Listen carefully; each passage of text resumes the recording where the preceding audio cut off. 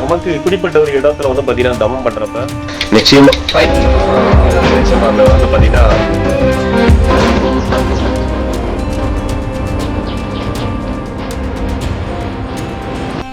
இந்த குழிக்கு உள்ளதான் வந்து பாத்தீங்கன்னா நாகாக்கள் வந்து பாத்தீங்கன்னா நாதாக்கள் ஓகே நாதாக்கள் வந்து பாத்தீங்கன்னா இங்க வந்து பூஜையை வைத்து வழிபடக்கூடிய விஷயம். எத்தனை கிலோமீட்டர் நீங்க போகணும் சாமி? அது 1 கிலோமீட்டர் கணக்கு வச்சுக்கோங்க.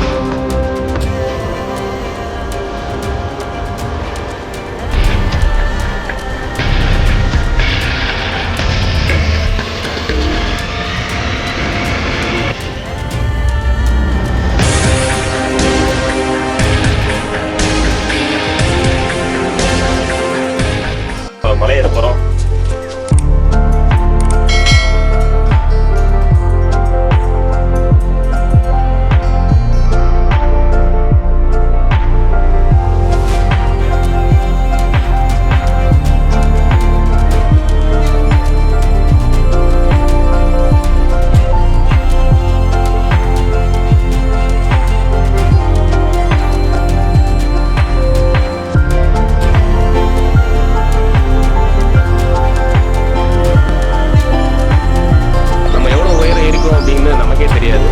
வாழ்க்கையிலே அப்படிதான், நம்ம எவ்வளோ முன்னேற்றம் பெற்றிருக்கோம் நமக்கே தெரியாது. கொஞ்சம் இருந்து பார்த்தாலும் தெரியும், அங்கிருந்து இவ்வளோ உயரத்துக்கு நம்ம வந்திருக்கோமா அப்படின்னு தெரியும். எப்பயுமே வந்த பாதையை வாழ்க்கையிலையும் சரி இந்த மாதிரியான நிகழ்வுலையும் சரி மறக்கவே கூடாது. ஓகே பார்த்தீங்களா, நம்ம எதெல்லாம் உயரம் நினச்சோமோ அதை விட உயரத்துக்கு வரப்ப நமக்கு ஈஸியாக தெரியுது இல்லையா, அப்படி எடுத்துக்கணும். அது எதையுமே தாழ்வாக எடுத்துக்காதீங்க. ஓகே, உயர்வதற்கு அதுதான் சிறந்த வழிகாட்டுதல். அதற்கான படிக்கட்டுகள் தான் இவை.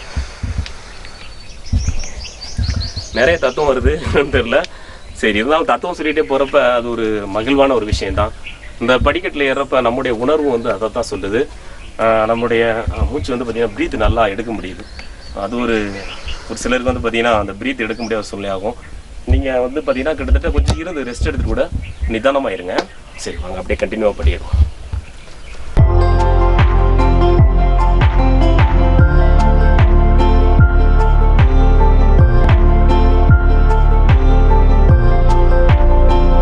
முருகனை தரிசிக்க வரப்ப நம்முடைய உணர்வுகள் வந்து பார்த்தீங்கன்னா நிச்சயமாக அந்த இயற்கையை ரசித்தவனா இருந்தால் நல்லாயிருக்கும். பார்த்தீங்கன்னா அங்கே என்னென்ன ஓடுதோ அதெல்லாம் எண்ணெய்கள் நமக்கு சேர்றப்ப நம்முடைய எண்ணத்தில் கிட்டத்தட்ட இவர்களாம் நம்ம கூட துணை இருக்காங்க அப்படின்னு உங்களுக்கே தோணும். ஏன்னா இந்த மலையினுடைய சிறப்பு என்னன்னு கேட்டிங்கன்னா எல்லா வடிவங்களாகவும் எல்லா உயிரினங்கள்லையும் இருக்கக்கூடிய சித்தர்களாக இருக்கக்கூடிய நாதர்களும் இங்கே இருக்காங்க. ஓகே சரி, ஏன்னா அப்படிப்பட்ட குகைக்கு நம்ம நெருங்கிட்டோம். இதுதான் ஆமாம் சித்தர்கள் தவம் செய்யக்கூடிய குகை. வாங்க, நீங்கள் ஒரு பாதி படி ஏறி வந்தோடனே கிட்டத்தட்ட 168 படின்றாங்க. கிட்டத்தட்ட ஒரு பாதி படி நீங்கள் ஏறி வந்தோடனே பார்த்தீங்கன்னா உங்களுக்கு ஒரு மூச்சு வாங்கணும்னு ஒரு இடத்துல தோணும். அந்த இடத்துல வந்து பார்த்தீங்கன்னா முருகனே துணைன் அப்படின்னு ஒரு எழுத்து இருக்குது. அடுத்து பார்த்தீங்கன்னா பக்கத்தில் ஸ்ரீ நாதகிரி முருகன் 18 சித்தர்கள் தவம் செய்த ஒரு குகை உங்களுக்கு இருக்குது. பக்கத்தில் அது நாகம்மா குகை இருக்குது. வாங்க அந்த குகையை தான் நம்ம பார்க்க போகிறோம். வாங்க.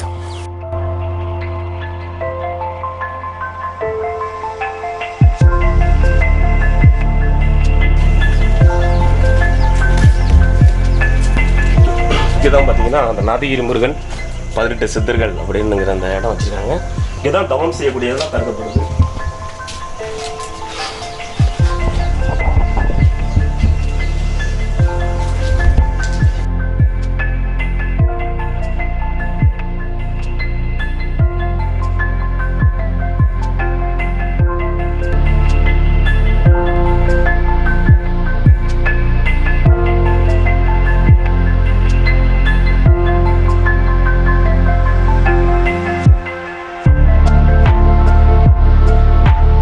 வெயில் டைம்ல கூலிங்கா இருக்கும். அதாவது பனி டைம்ல அது வந்து என்ன செய்யும், குளிர் டைம்ல அது வந்து என்ன செய்யும், ஹீட்டா இருக்கும். அதுக்காகத்தான் அந்த காலத்துல கல்வீடு கட்டினது. இப்ப இதுல ஏன் இந்த ஒரு அமானுஷ்யம் இருக்குன்னா, இது குகையில வந்து கல்லு. அப்ப அது இருக்கும்போது அங்க இறைவன் வந்து குடியிருப்பார். அப்ப அங்க வரக்கூடிய மனிதர்களும் அங்க வந்து இருக்கும்போது அந்த வைப்ரேஷன் அவங்களுக்குள்ள வரும். அங்கதான் டேர்னிங் பாயிண்ட் வருது. இதுதான் இப்ப டேர்னிங் பாயிண்ட் எப்படி வரும் அப்படின்னா, அப்பளே சொல்லிட்டேன், எண்ணம் அமைதி, உள்ளம் அமைதி ஆயிடுச்சுன்னா எண்ணம் சீராயிரும். ஒரு மனிதனுடைய வாழ்க்கையில எண்ணம் சீராயிருச்சுன்னா வாழ்க்கையினுடைய டேர்னிங் பாயிண்ட். இது வந்து எங்க கிடைக்கும்? நாதகிரி மலையிலையும் நிறைய இருக்கு. வந்து உணரணும். ஏன்னா ஒரு மனிதர் எப்ப நம்புவாங்க அப்படின்னா தனக்கு அந்த அனுபவம் கிடைச்சாதான் எப்பவுமே இறைய நம்புவாங்க. மற்ற விஷயங்களை ஈஸியா நம்புவாங்க. விளம்பரப்படுத்தி கூட ஈஸியா நம்பிடுவாங்க. ஆனா இறைவனை நம்பணும்னு அவங்க நினைச்சாங்கன்னா அவங்க நாம சொன்னாலும் உணர்ந்து பார்த்த பிறதான் இதை நம்புவாங்க. இதை நான் நிறைய விஷயங்களை சொல்றேன், ஒன்ன மட்டும் குறிப்பிட்டு சொல்றேன். இப்ப இருக்கிறதுனால இங்க வந்து இப்போ ஒரு வருஷத்துக்கு முன்னாடி ஒருத்தங்க குழந்தை பேரு இல்லைன்ட்டு அவங்களுக்கு 8 வருஷமா குழந்தை இல்லை. அதுக்கப்புறம் வந்து 8 வருஷம் கழிச்சு அவங்களுக்கு குழந்தை வந்துட்டு பிறந்திருக்கு. அதுக்கப்புறம் எப்படின்னா நான் படிக்கு மேல ஏறி வர்றேன் 8 வருஷம் கழிச்சு. அவங்க வந்து 8 வயசுல ஒரு குழந்தை இருக்கு. அவங்க வர்றவங்க எனக்கு பின்னால வர்றவங்க சும்மா வந்திருக்கலாம். எனக்கு அவங்க என்ன சொல்லிட்டாங்கன்னா எனக்கு ஒரு குழந்தை வேணும் அப்படின்ட்டாங்க. மறுபடி அதாவது அவங்களுக்கு ஏற்கனவே 8 வருஷம் கழிச்சுதான் ஒரு குழந்தை பிறந்திருக்கு, பெண் குழந்தை பிறந்திருக்கு.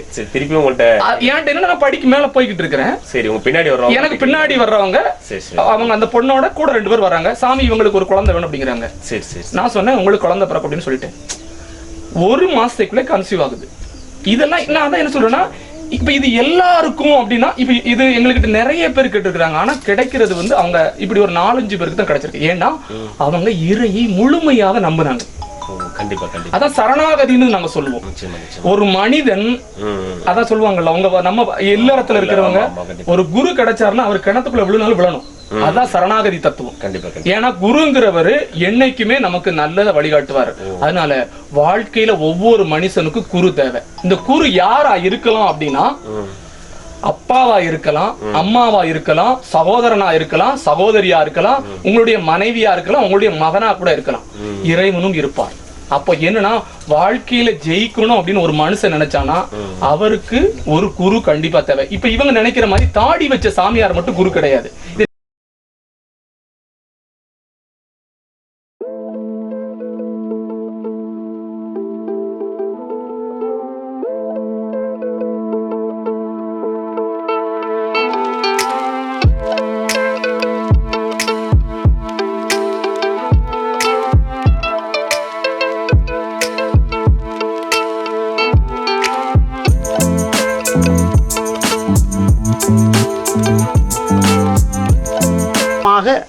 நம்பணும். இந்த நம்பிக்கைக்கு ஒரு சின்ன உதாரணம். இப்ப இந்த இடத்துக்கு அடியேன் வந்து 5 வருஷமா இருக்கு. இறை தொண்டு செய்யறதுக்காக அந்த இடத்துல வந்திருக்கேன். ஆக இந்த இப்ப சமீப காலமாக நர்மதா தெரியும் தானே? ஆமா, அங்க வந்து அடிக்கடி கும்பாசத்துக்கு போறோம். சென்னை மாநகர்ல நிறைய கும்பாசியம் பண்ணிக்கிட்டு இருக்கோம். ஆமா ஆமா ஆமா குஜராத் நர்மதா நதிங்கிறது வந்து 3 ஸ்டேட்ல ஓடுது.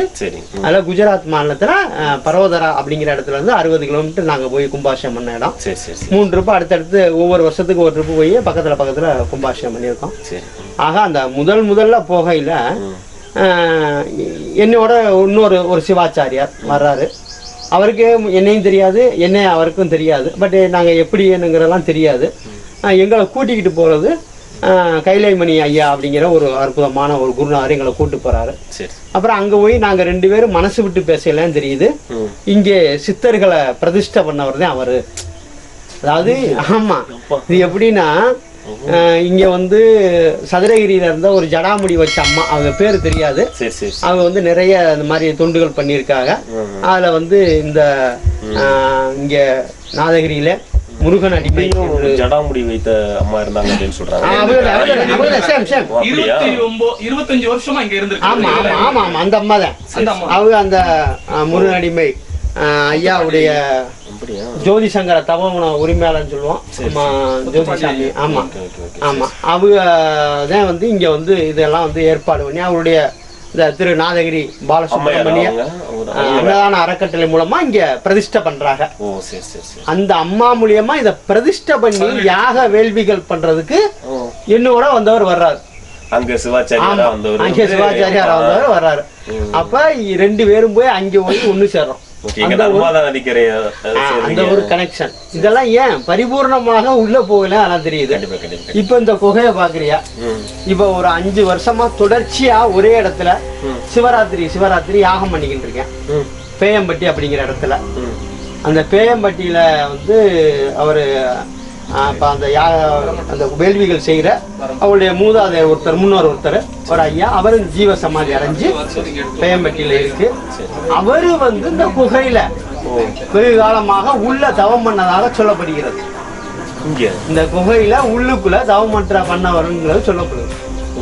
ஆமா, அப்ப வந்து ஜீவசமாதி ஆயிட்டாரா? ஆமா ஆமா ஆமா ஆமா. பேயம்பட்டிங்கிற ஊர்ல வந்து ஜீவ சமாதி அவங்க வந்து இங்கதான் தவம் பண்ணியிருக்காங்க உள்ளுக்குள்ள. இப்ப நீங்க காமிச்சு இல்லையா, அங்க இருந்ததாக சொல்லப்படுது. உண்மையில வந்து பாத்தீங்கன்னா நிறைய ஆச்சரியங்கள் அமானுஷங்கள் இருந்த இடம் அப்படிங்கிறப்ப வந்து பாத்தீங்கன்னா அவங்க சொன்ன மாதிரி நம்பிக்கையின் வந்து சாராம்சங்கள் எல்லாமே வந்து பாத்தீங்கன்னா இது உணர்வு பூர்வமா உணர்ந்தா மட்டும்தான் தெரியும். நமக்கு இப்படிப்பட்ட ஒரு இடத்துல வந்து பாத்தீங்கன்னா தவம் பண்றப்ப நிச்சயமா அந்த வந்து பாத்தீங்கன்னா அந்த கெவிலி சத்தம் சொல்லக்கூடிய அந்த ஒரு விஷயம் கூட காட்டுது. இந்த இடத்துல அந்த அமானுஷமான விஷயத்தை நிச்சயமா நீ உணர முடியும்.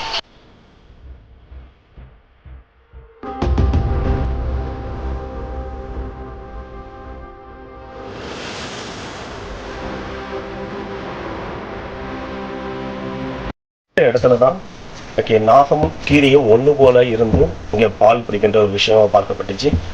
அந்த இடத்தை நினைவு கூறுறதுக்காக அந்த இடம் வச்சிருக்காங்க. இப்பயும் வந்து இங்கேயும் நாகம் கீரி வந்து பாத்தீங்கன்னா இணைந்து பால் பிடிக்கக்கூடிய ஒரு விஷயம். வேறுபட்ட ஒரு ஜீவராசிகள் ஒன்றுக்கு ஒன்று முரண்பட்ட வந்து பாத்தீங்கன்னா உணவு சங்கிலியில முரண்பட்ட ஒரு விஷயம் நாகமும் கீரியும் பாத்தீங்கன்னா உனக்கு ஒன்று சண்டை இடும்பாங்க. ஆனா இந்த நாதகிரி திருத்தலத்துல 2 ஜீவராசிகள் அதாவது நாகமும் கீரியும் வந்து பாத்தீங்கன்னா ஒன்றிணைந்து இருக்கக்கூடிய ஒரு விஷயமே நிச்சயமா அமானுஷமான விஷயம் தான், சாதாரண விஷயம் கிடையாது. ஒரு உதாரணத்துக்கு கூட நம்ம சொல்லுவோம், நாகமும் கீரியும் மாரி சண்டை போடுறாங்க, பாம்பும் கீரியும் சொல்லுவாங்க. ஆனா இங்க பாத்தீங்கன்னா அதுக்கு மாற்றம் வந்து பாத்தீங்கன்னா இந்த இடத்துல நாகம் கீரி 2000 வரைக்கும் கண்கூடா இங்க இருக்கக்கூடிய பொதுமக்கள் பல்வேறு நபர்கள் பார்த்திருக்காங்க. ஒண்ணு போல விளையாடக்கூடிய காட்சிகளும் பார்த்திருக்கிறாங்க.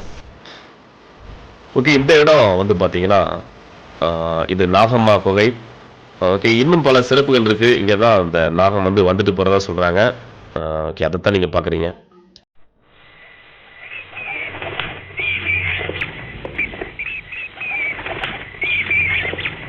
நாமும் கொஞ்ச நேரம் வெயிட் பண்ணோம். ஆனா பாத்தீங்கன்னா வவ்வால்லாம் உள்ள இருந்து பறக்க முடியாத காட்சி தான் தெரிஞ்சிச்சு. கொஞ்ச நேரம் வெயிட் பண்ணதுக்கு அப்புறம் வந்து பாத்தீங்கன்னா அதுக்கடுத்து பார்க்க முடியல. கேட்கிறப்ப வந்து பாத்தீங்கன்னா இந்த விஷயம் நமக்கு தெரிஞ்சிச்சு. தெரிந்ததை உங்களிடம் சொன்னோம்.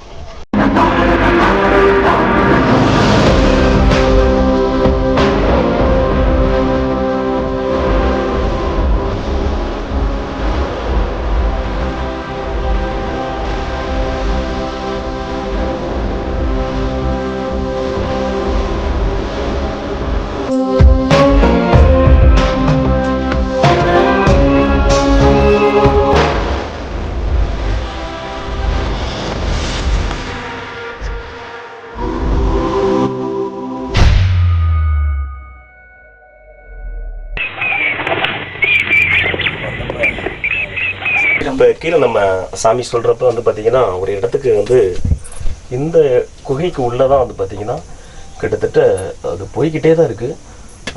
சும்மா சாதாரணமாக கிடையாது. ஒரு மனிதர் வந்து படுத்து நம்ம வந்து பார்த்திங்கன்னா உள்ளே பயணித்தா கிட்டத்தட்ட வந்து பார்த்திங்கன்னா அப்படியே போய்கிட்டே இருக்கிற தூரத்தை பார்க்குறோம்.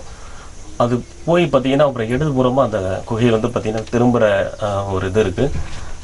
அங்கிருந்து பார்த்தீங்கன்னா கிட்டத்தட்ட ஒரு 3/4 மணி நேரம் போனீங்கன்னா இங்கே நாகாக்கள் வந்து பார்த்தீங்கன்னா நாதாக்கள் ஓகே, நாதாக்கள் வந்து பார்த்தீங்கன்னா இங்கே வந்து பூஜை வைத்து வழிபடக்கூடிய ஒரு விஷயம். கிட்டத்தட்ட அதுவே வந்து எத்தனை கிலோமீட்டர் வரைக்கும் போகணும் சாமி? 1 கிலோமீட்டர் கணக்கு வச்சுக்கோங்களேன். கிட்டத்தட்ட 1 கிலோமீட்டர் வரைக்கும் உள்ள பயணிக்கலாங்க. இந்த 1 கிலோமீட்டர் பயணிக்கிறதுக்கு அப்புறம் வந்து பார்த்தீங்கன்னா இங்கே சொல்லப்படுற ஒரு விஷயம் என்ன கேட்டிங்கன்னா, இங்கே நாதாக்கள் வந்து இருந்து இங்கே வந்து தியானம் பண்ணி பூஜை செய்கிறாங்க அப்படிங்கிற ஒரு விஷயம் பெரிய அமானுஷமான ஒரு விஷயமா இருக்குது. ஓகே, டக்குனு வந்து பார்த்தீங்கன்னா பல்வேறு விஷயங்கள் நமக்கு கண்ணுக்கு புலப்பட விட்டாலும் கூட ஓகே சொல்லக்கூடிய விஷயங்கள் வந்து பார்த்தீங்கன்னா நிச்சயமாக ஏற்றுக்கொள்கிற விஷயமா தான் இருக்குது. இப்போ நீங்கள் இந்த பார்த்துட்டு இருக்க இடம் வந்து பார்த்தீங்கன்னா நம்முடைய நாதகிரி மலையில் இருக்கக்கூடிய ஓகே இதுதான் நாகம்மா குகைன்னு சொல்லக்கூடிய இடம். இந்த நாதகிரி மலைக்கும் இந்த இடத்துல இருக்கக்கூடிய இந்த நாகம்மா குகைக்கும் பெரிய ஒரு தொடர்பு இருக்கு. நிச்சயமா இந்த நாதகிரி சித்தர் குகைன்னு மேலே பார்த்துருப்பீங்கன்னு நினைக்கிறேன். என்ன விஷயம்னு கேட்டீங்கன்னாக்கா இங்கே அங்கே வந்து பார்த்தீங்கன்னா கொஞ்சம் அப்படியே உள்ள வாங்க பார்க்கலாம். இது என்ன சாமி? என்ன கோயில்? சிவன் வந்து இருக்கிறார் இல்லையா? இது பஞ்சநாகமா? நாகம். அந்த இதுதான் அந்த கீரியும் பாம்பு பால் குடிச்சு அந்த இதுல வச்சிருக்காங்கல்ல கிண்ணம், அந்த இது கிண்ணம் வந்து சக்திக்காக வச்சிருக்காங்க இல்லையா? ஆமா ஆமா ஆமா. அந்த இடத்துல அதான் பால் குடிச்ச இடம். கொஞ்சம் நீங்கள் வந்து வர்றவங்க ஓகே உள்ள இப்போதைக்கு போகணும் முயற்சி பண்ண வேண்டாம். இந்த கோயிலுக்குள்ள வரவங்க கொஞ்சம் கவனமாக வாங்க.